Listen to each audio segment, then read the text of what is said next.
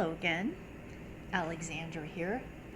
This content is for folks interested in spiral dynamics and integral, and today's topic is the dark night of the soul when entering turquoise.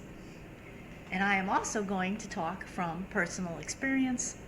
Luckily, my dark night of the soul has not been that extreme because I've had coaching by integrally informed practitioners, parts work. I knew this was coming, and I consider myself to be very lucky. So I will share a personal story of a mitigated version of entering turquoise. But let me give you what Susanne-Cook Greuter says in her wonderful PDF, 9 Levels of Increasing Embrace, when she's talking about construct aware, which equates with turquoise, and that there is a dark night of the soul for many folks, and it feels like the bottom has dropped out, and it can be a very lonely entry point because there actually are few other people like them. So this entry point, which Terry O'Fallon calls 5.0, and Terry O'Fallon's stages work also talks about the entry point being very difficult. So this entry point, the difficulty is on a continuum. And I took a peek at the Gigaglossary AI tool at integrallife.com and kind of looked up Dark Night of the Soul when entering turquoise. And it really does have some extreme answers. Extreme results.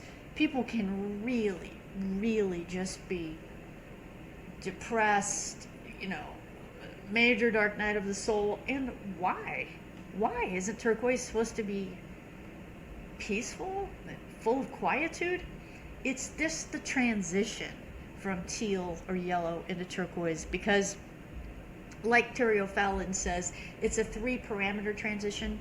Well, that's just her terminology for saying there's 3 specific ways thinking changes from teal to turquoise, and the only other time there's a 3-parameter shift is when we're in our late teenage years going into early orange. So think about how hard that was. And also, we're older adults when we're in turquoise, so the brain is being rewired. So you're going through a whole rewiring process.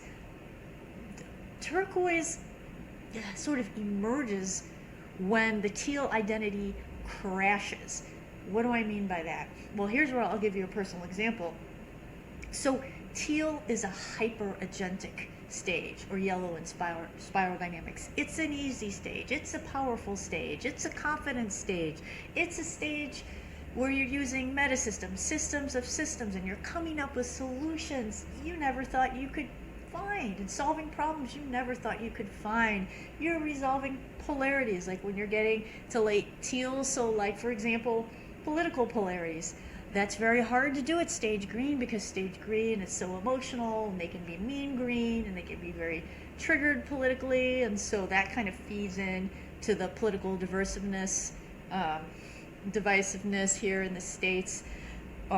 So it's when I talk to people who are at teal or yellow in spiral dynamics, or have been there, they say it's a fun stage, and it is.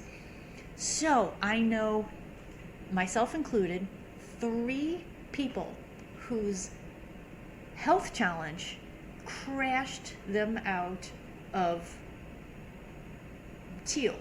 And we're talking about, usually a life circumstance can initiate a transition into a new stage if you're already maxing out that stage. But this is very specific to losing the powerful, huge, enormous sense of agency we have for solving problems at teal, and that is our identity at teal. So of course, in life, when we transition stages, our identity is changing, but it's just changing in such a big way going into early turquoise that we're losing who we were, the ego is dissolving, and sometimes people are literally, with the health challenge, knocked off their feet in order to be basically forced to come up with newer, more expanded ways of thinking and looking at the world. So let me explain why. I won't call mine a dark night, but it is difficult. So not only do I have this health challenge that I think a lot of people will be extremely depressed about. It is not life-threatening, but it impacts my life a great deal. And of course, at Teal, I did find a holistic solution, and I'm on my way. But it's I don't know the reason. I want to say my life is, compared to other people's lives, maybe the way I have to modify my life is moderate, bordering on extreme. It's not easy. There are a lot of things I can't do right now, but what happens with this kind of, it's a type of invisible illness, there's a name for it, but for some reason it is very difficult for other people to understand. So full transparency with my family members, they are absolutely, many times, surprisingly oblivious. And so they say, quite frankly, often, many times, almost every time I talk to them, unknowingly insensitive things. And now, this is for many reasons, and the biggest reason is that this is truly hard for folks to imagine, because I haven't been home in 5 years, so they don't see it firsthand. They don't see me collapse. They don't see what happens. They don't see all the things I miss out in life. But it is still startling. And so I decided to speak my truth tonight on the phone with some family members. And one of them got ignored, and the other one spoke right over me and talked about her cold. And so I am not at mid-turquoise, and I'm at early turquoise. So we still are integrating parts and in that wobbly transition. And so one of the biggest things people say in a support group I go to with this health challenge is that we're totally invisible. We're totally invisible. It is astounding how invisible in plain sight we are. And the term is, I've heard used, erased, reduced, minimized. And even with my friends see probably 20 to 40% of what I go through. And I know it's startling. I've talked about it. People forget. They can't process it. And a lot of it has to do with, also, is that person good at logistics? Are they a good listener? The first stage that really is able to do this, to really understand this type of thing, is stage yellow or teal. They have something called intersubjectivity. So I'm talking about folks that are before stage teal. I even thought about stepping back from a relationship with some friends, and it's to be almost totally invisible, both because of stage resonance. Speaking my truth with green, people are shifting in their chairs because they perceive the stages as hierarchical, and it is the gig glossary says, quote, "Speaking your truth risks exile, but withholding it suffocates you." That's a little dramatic, but yeah, I'm definitely invisible when it comes to my health challenge. I'm invisible when it comes to my stage. I'm invisible when it comes to my interests. And luckily, I have my husband who does see me, and a dear friend who sees most of me. I think I read somewhere, if you feel 80% supported, you could call that person a real friend. And 80% doesn't seem like a lot, does it? But we can't see all of each other, and especially if we're at maybe more of a later stage. Somebody at an earlier stage isn't going to see all of us. So, personal experience and lived experience, 80% of somebody, a friend who just loves me like a sister, and vice versa, who wants to know more, who's curious, who's supportive, it feels good. And I just reading from this Giga glossary, it talks about the brain at turquoise changes so we could start to feel joy and pain at the same time. And I just got off the phone with these family members, and it was so startling how insensitive, really innocent their comments were. And I've been, having a flare-up, collapsing, laying on the ground for an hour with neuroimmune stuff.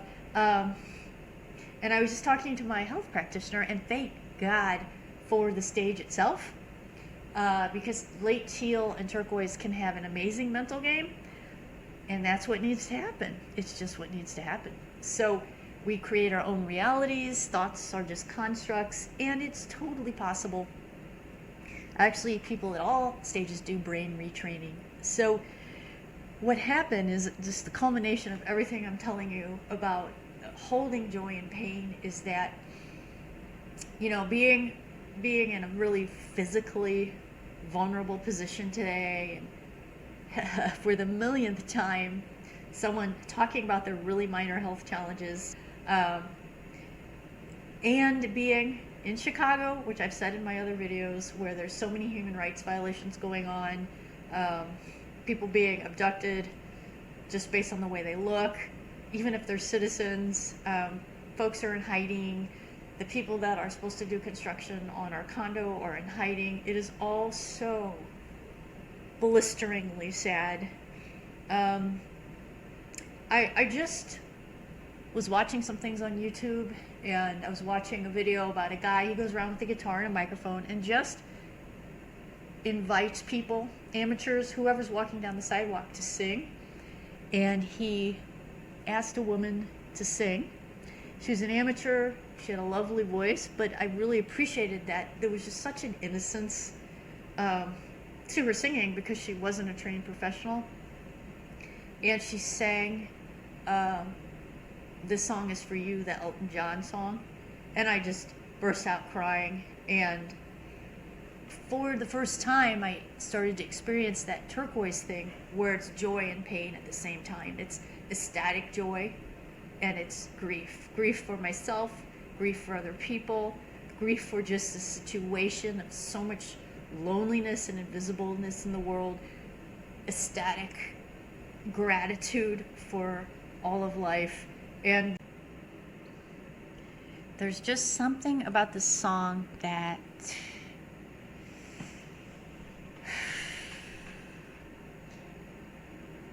it's the joy and the pain and the love for the world.